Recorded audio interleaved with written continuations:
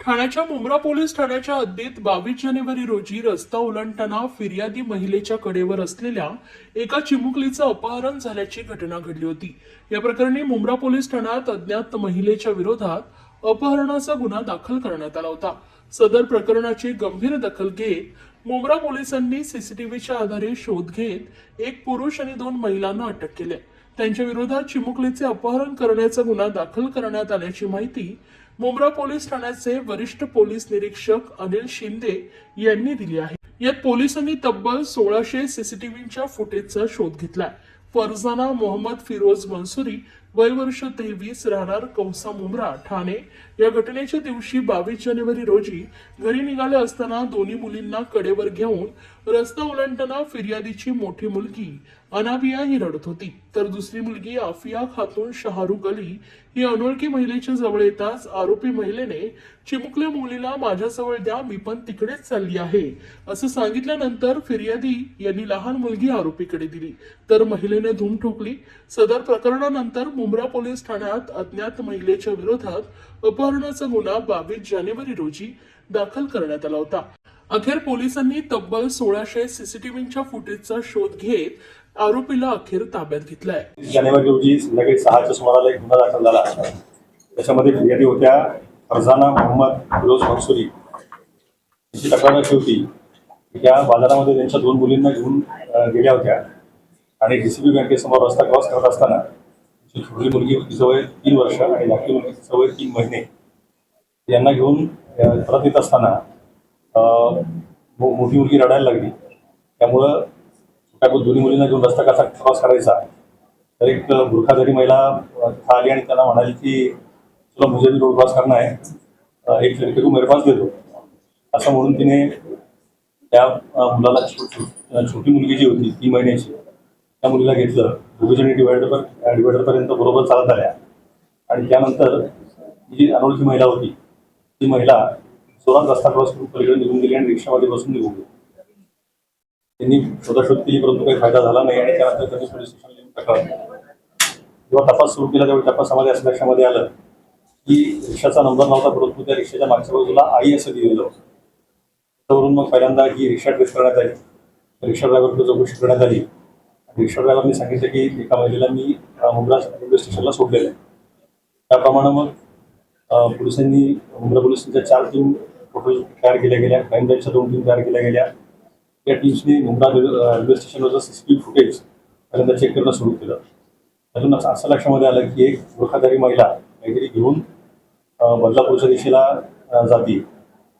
त्यामुळं मग मुंब्र्यापासून बदलापूरपर्यंतचे सगळे रेल्वे स्टेशन्स चेक करण्यात आली।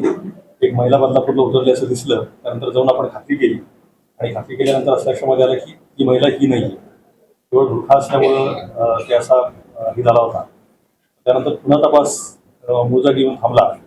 मग मुंब्रा रेल्वे स्टेशनमधल्या सगळ्या सीसीटीव्हीचं पुन्हा एकदा बारकाईने निरीक्षण केलं। त्यावेळी असं लक्षामध्ये आलं की प्लॅटफॉर्म नंबर 2 वर एक महिला त्यामध्ये एक बाळाला घेऊन येते, त्या बाळाचा सॉक्स पायाच्या बाजूला दिसतोय। एका माणसाला भेटते, त्यांना अजून एक महिला येऊन भेटते आणि त्यानंतर एक महिला परत निघून जाते स्टेशनच्या बाहेर आणि त्यानंतर एक ती महिला आणि तिच्याबरोबरचा माणूस इकडं CST लोकलमध्ये बसतात आणि मुंबईच्या दिशेला निघतात। त्यानंतर मग मुंबईकडची आपण सगळी रेल्वे स्टेशन चेक केली। ठाणे रेल्वे स्टेशनला ती महिला उतरल्याच्या नंतर निष्पन्न झालं ती महिला आणि पुरुष, आणि त्यानंतर पुढचा बाकी काही केस लागायला तयार नव्हता। परत तपास जी महिला मुंब्र्यामध्ये निघून गेली होती त्या महिलेच्या दिशेने सुरू झाला। पूर्ण सीसीटीव्ही फुटेजेस पुन्हा चेक केली आणि चेक केल्यानंतर असं लक्षामध्ये आलं की शादी महल हॉल रोडला इंशानगरला ती महिला उतरलेली आहे, परंतु त्या भागामध्ये अनेक बिल्डिंग्स आहेत आणि सगळ्याच भागामध्ये काही सीसीटीव्ही कव्हरेज नाही आहे। परंतु गोपनीय बातमीदार आणि त्यानंतर बाकी सगळ्या सोर्सेसचा वापर करून या महिलेला निष्पन्न करण्यात आलं। या महिलेचं नाव निघालं नसरीना शेख। या नसरीना शेखला चौकशी केली त्यावेळी तिने असं सांगितलं तिची बहीण आणि तिचा मेहुणा ते दोघं मुलाला आले होते तिला न सांगता, आणि तिला त्यांनी प्लॅटफॉर्मला बोलून घेतलं होतं हे सांगण्यासाठी की तुम्ही सरप्राईज दिखाने वाली रेल्वे स्टेशन पे आजा। आणि त्यानंतर मग जेव्हा ती तिकडे गेली त्यावेळी सरप्राईज म्हणजे काय, तर 3 महिन्याचं बाळ दाखवलं। बाळ दाखवल्यानंतर घाईघाईने ही लोकं निघून गेली। त्यानंतर बहीण आणि मेहुणा हे कुठे विचारल्यानंतर मग त्यानंतर असं लक्षामध्ये आलं की हे मूळचे याचे आहेत खेत्री जिल्हा अकोला.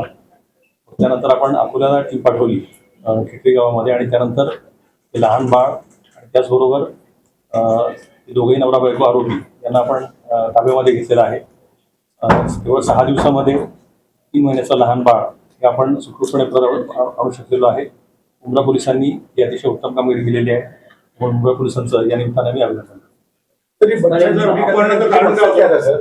अपहरणाचं कारण असं होतं की लग्न होऊन जवळजवळ 8-9 वर्ष झाली परंतु मूल होत नव्हतं आणि युट्यूबवर कुठेतरी तिला असं कळालं होतं. म्हणजे फडणवीसा आरोपी जे आहेत फडणवीसा मुजीब मोहम्मद फडणवीसाला असं कुठेतरी सांगितलं होतं आणि युट्यूबवरून तिला असं केलं होतं की मुंब्रा भागामध्ये म्हणे नवजात अर्भकाशी सोडून दिली जातात किंवा रस्त्याकडे टाकली जातात तुला घेतली त्याच्यामध्ये नक्की महिला असं त्यांना वाटलं. बहिणीला देखील यावेळी न सांगता यापूर्वी 2 वेळा ती मुंब्राला येऊन गेली होती. तिला असं काही सापडलं नव्हतं परंतु यावेळी तिला तो मिळाला आणि त्यानंतर त्या बालकाला तिने उचललं.